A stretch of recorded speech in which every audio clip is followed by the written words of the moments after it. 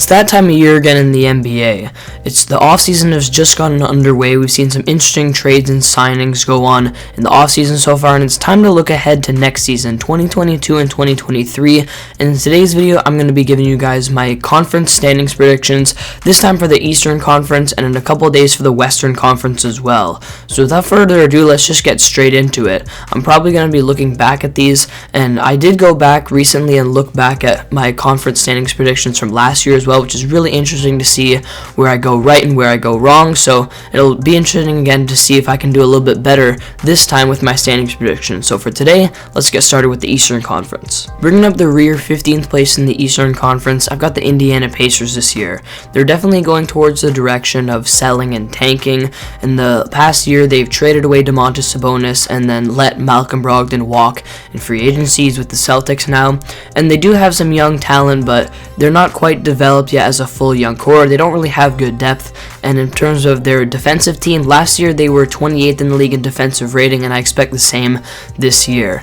Like I said, they do have some promise. Tyrese Halliburton will probably be the main piece for them moving forward. He's an incredible playmaker. He can create his own shot off the dribble and has a lot of promise as an overall player, and he'll probably prove that he's a top 50 to 40 player in the NBA this year. And they do have some other talent. They drafted Benedict Mathurin, who has some promise. Chris Duarte showed some promise last year, especially at the start of the season. Miles Turner is still a good defensive anchor, but they don't have the depth, and overall as a team, they're just not there yet, and they're more focused on their future. At number 14, I've got the Washington Wizards. I had them in the exact same spot in my predictions last year, and people thought it was a really bad decision to take, but it ended up being a decent take as they finished 12th and finished the season really poorly, and they really have almost the exact same team as of right now as they did at the end of last year. And the Wizards are just stuck in a spot right now where they're just not doing anything productive with their team. Bradley Beal's their only star player, and he is expected to re-sign with them on a max deal, but of course that's for the money because this team just does not have nearly a good enough supporting cast around him. He himself last year even had a bit of a down year, averaging 23 points per game, which is way less than the previous season, only shooting 30% from 3. And for the Wizards as a team right now, last year they ranked in the bottom 10 in both offensive rating and defensive rating, and there's just nothing really special and no spark with this team right now. And while they showed some promise at the start of last year, the Eastern Conference has continued to get even better, and with the competition in today's league and the roster that this team has right now, I don't see how they're going to do anything productive this year again and contend for a play-in spot. Number 13, I've got the Detroit Pistons, and this is another example of a team who is trending in the right direction and developing their young talent, but just isn't quite there yet with their experience. Their team's a little bit too young as of right now, and I think at some point the Pistons are going to take the leap and be a contending team, but I don't think it's this year yet. Cade Cunningham, I expect a big leap from him personally. Towards the end of last year, he was definitely a dominant player. He looked like an all-star caliber player with his great playmaking, great defense for a guard. He uses his length to his advantage, and his scoring and shooting definitely got a lot better.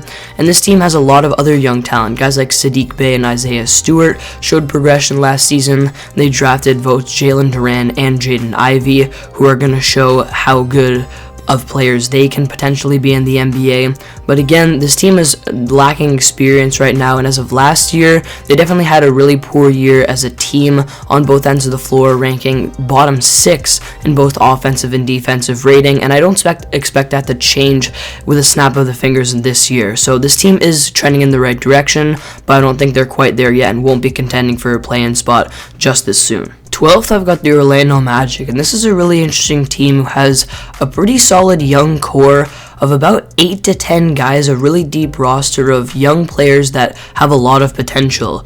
We look at Paolo Banchero, the first overall pick in the draft this year. I think the Magic it's going to be proven that they made a great decision with this. I really do think he is the best player in the draft, and I think he'll develop a little bit in his first year, and as a whole team, they're not quite there. I mean, last year they had the very worst offensive rating in the league, but like I said, they do have a lot of young talent that can be developed this year, and I think they will be contending for a play-in spot at times. They got tons of guys like Jalen Suggs, who is going to have his sophomore year and hopefully take a leap. Markelle Fultz, who if he can stay healthy, will continue to develop and prove that he still does have value at the NBA level. Jonathan Isaac potentially coming back. Franz Wagner, who had a great rookie years and was in the Rookie of the Year conversation at times. A guy like Bol, who you guys know I'm super high on him. He has lots of potential. This team could potentially buy into a tall ball strategy too, which could help them defensively, give them a lot of length. We saw how that worked with the Cleveland Cavaliers. They could potentially experiment and buy into that. So this is a really interesting team that isn't going to be quite there, and I don't think they're going to actually make a play-in spot, but I think they're going to take a leap this year and show their promise as a young core. Number 11, I've got the Brooklyn Nets. Now, honestly, I don't even know if this prediction counts right now because we have no idea what's going to happen with this team in the rest of the offseason. I'm assuming with this prediction that start of the year, Kevin Durant and Kyrie Irving will not be on the team and they'll be trading, and the Nets will be going into selling and tanking mode. Having Ben Simmons as kind of their main player and really having lots of chemistry issues, defensive issues as a team, and I think they're going to fall all the way out of the play-in tournament. But, I mean, like I said, we really don't know what's going to happen with this team. They could finish anywhere from, I think, maybe 4th all the way to 13th. I have no clue what's going to happen with this team, so I'm kind of just putting them here for now for my predictions. Number 10, I've got the New York Knicks, and this team had so much promise, and I was so high on them going into last season, and they just fell off a cliff. Teams just caught onto their systems offensively and defensively. I don't know if they're going to be able to fully build those systems back up. They still do have a decent defense. In the 2021 season, they were the best defensive team, and they fell down to the 11th last year, but it still is good. They have some good interior defenders and rim protectors like Mitchell Robinson and Nerlens Noel, some decent perimeter defenders. They're good on rotations, and offensively, Julius Randle fell off a bit last year, but he still is a solid player with lots of good attributes to his game. He's a good post player, great rebounder, good playmaker, a nice point forward for them, and they did sign Jalen Brunson as well, who I think is a very underrated player. He could be the second best player for this team with his good interior scoring, his consistent overall play, his good playmaking, good perimeter defense, and they did overpay him, but it might be a little bit worth it, and I still do have them sliding into a play-in spot this year. But it'll be really interesting to see how this team does because they could potentially bounce back or they could be a disaster. We really don't know. You never know with the Knicks. Number 9, I got the Charlotte Hornets, and I kind of feel bad for this team because they're really just stuck in mediocrity, and there's not really a ton they can do about it.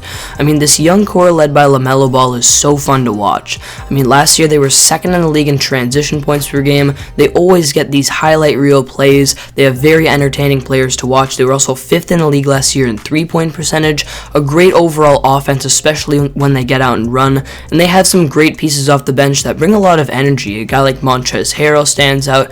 Terry Rozier is still a fun player to watch with his ability to operate in the mid-range area and on the perimeter, and guys like LaMelo and Miles Bridges are always very fun to watch with LaMelo's great playmaking ability, Bridges' good interior scoring, but defensively they're not quite there, and just as an overall team fundamentally, and whenever they get to that play-in spot too, we've seen in the last 2 years how they just can't handle the pressure of that game.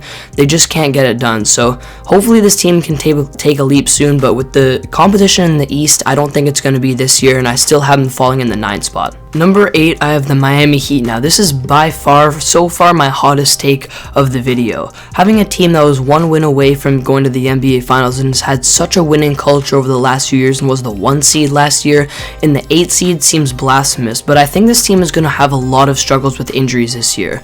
Their main players like Kyle Lowry and Jimmy Butler are getting up there in age, slowing down a little bit, and while they still have a great culture, a great defensive system, a great offensive system for that matter, and under the head coach Eric Spoelstra, there's still probably no way that they're actually going to miss the playoffs.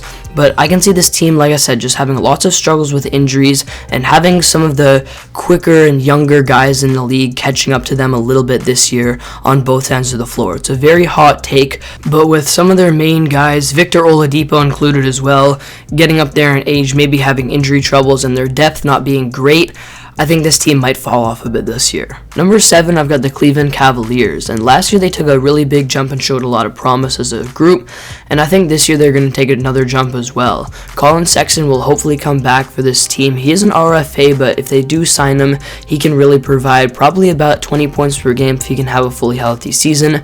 Darius Garland was an all-star last year, a well-deserving one, averaging an efficient 22 points per game and about 8.5 assists, really proving to be a really electric player, a great playmaker, throws some very good lobs, and then their tall ball strategy worked really well because they're tall guys, over 7 foot. Not a lot of them were good three-point shooters, but they were okay enough for them to have decent spacing, and then defensively they still had switchability and good rim protection. They actually were a top 5 defensive team last year.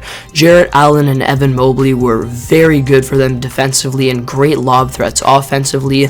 Mobley's going to prove to still be one of the best sophomores in the league this year, and then they have guys like Lauri Markkanen and Kevin Love as well. So overall, I still do expect some progression for this team, just not up with the big dogs yet because there's still really good competition in the East. Number 6, I've got the Philadelphia 76ers, and this team probably will be contending in the East again this season, but in the regular season, I think they might be a little bit lower than a lot of people might expect just because they're lacking some depth right now.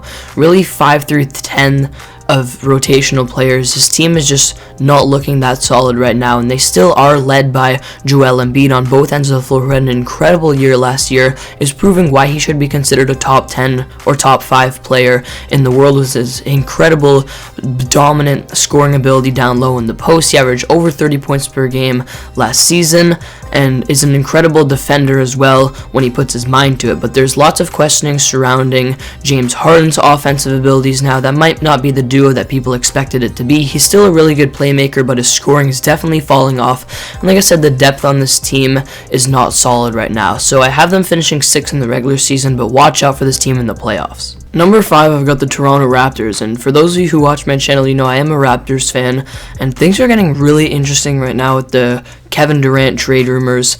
This is getting really interesting. It is a topic for another day, and assuming that they don't go out and get KD, this team is still a really solid team that I think is still going to be a top 5 team in the East this year, at least in the regular season. Could potentially do some more damage in the playoffs this year, and their young core is looking good, and they're really looking like they're building towards a really bright future for this team on both ends of the floor. Last year they were a top 10 defensive team, and they really play more of a little bit of a switchable style now. They're good on rotations. They could use kind of one big interior guy to help them with some rim protection, but they're really switchable. They have a lot of guys 6'7" through 6'9" who can defend 1 through 4, 1 through 5. Guys like Precious Achiuwa, Scotty Barnes, Pascal Siakam, OG Anunoby.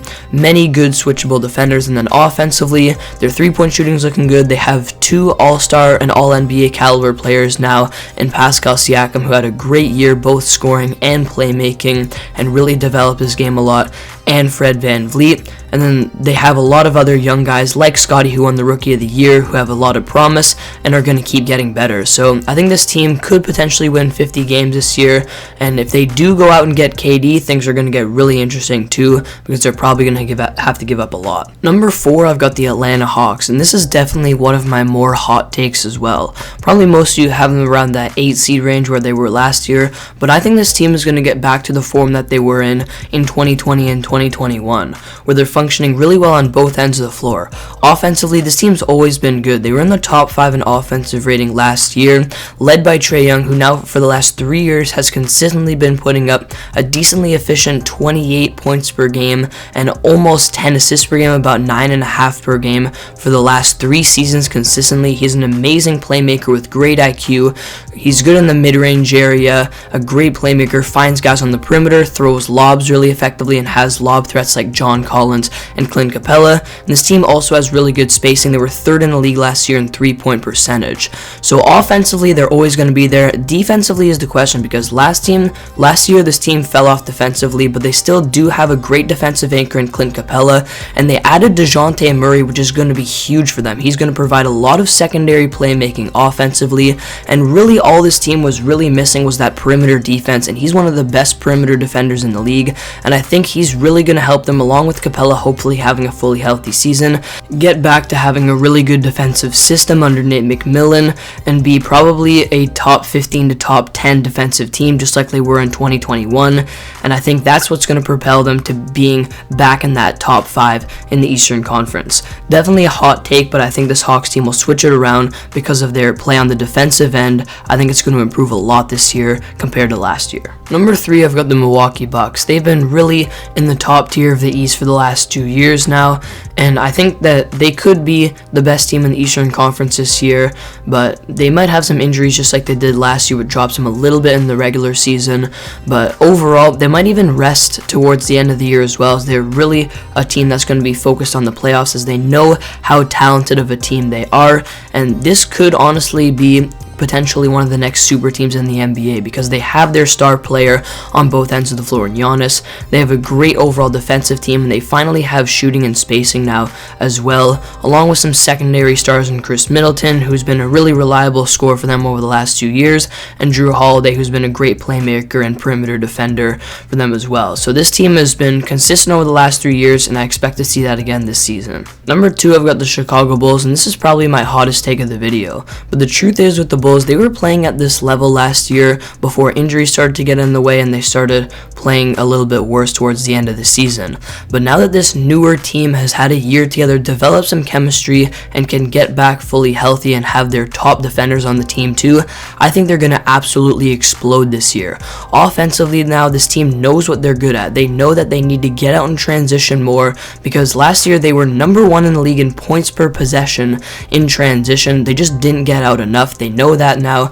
They know that DeMar and Zach LaVine are reliable scorers that can operate in the mid-range area. LaVine's a great three-point shooter, and they re-signed him to the Supermax. Probably both of them, I expect them to average 25 points per game again efficiently. Vucevic knows his role on this team, how he's there to get rebounds, be a defensive anchor, and hit threes on the pick and pop. They have great offensive flow as a team, and the only problem for them last year was their defense, which ranked 23rd in the league, but that was because towards the end of the year, their 2 best defenders, on-ball defenders, in Alex Caruso and Lonzo Ball, were missing a lot of time. But now those players are going to come back and provide a lot for them defensively, and when they were fully healthy, they were a top 10 defensive team in the league. And if they can be there with their dominant offense and stay relatively healthy throughout the season, with everyone knowing their roles and also having some pretty good depth off of the bench, I think this team is going to surprise a lot of fans this season. And finally, number 1, I've got the Boston Celtics. This year, the Celtics had an incredible year, made the NBA Finals. They proved how good of a defensive team they are, and Ime Udoka did a great job with his team. They had a very switchable defensive style, amazing interior defenders in Robert Williams and Al Horford. I expect them once again to have the best defense in the league this year and absolutely come back and explode again. They still have young players that are going to improve, like Jason Tatum and Jaylen Brown. They're 2 main scorers. They have good spacing around them, and really the only thing they were missing was a traditional point guard who can run the offense and be a good playmaker, and they got that in Malcolm Brogdon, who's an extremely underrated signing. He averaged 19, 5, and 6 last year. He's a great playmaker. He's going to fill in that role perfectly for them. So I expect great things from the Celtics again this year, and I think they're going to be the 1 seed in the East. So there you have it. Those are my Eastern Conference standings predictions. Lots of hot takes in today's video and lots of bold takes, so make sure you guys leave your comments down below and your thoughts on my standings predictions, what you think the East standings will look like, and if you're new, be sure to subscribe so you don't miss out on any new videos and my Western Conference standings predictions, which will probably be going up tomorrow. If you guys made it to the end of the video, thank you so much for watching. Be sure to subscribe if you're new, and I'll see you guys next video.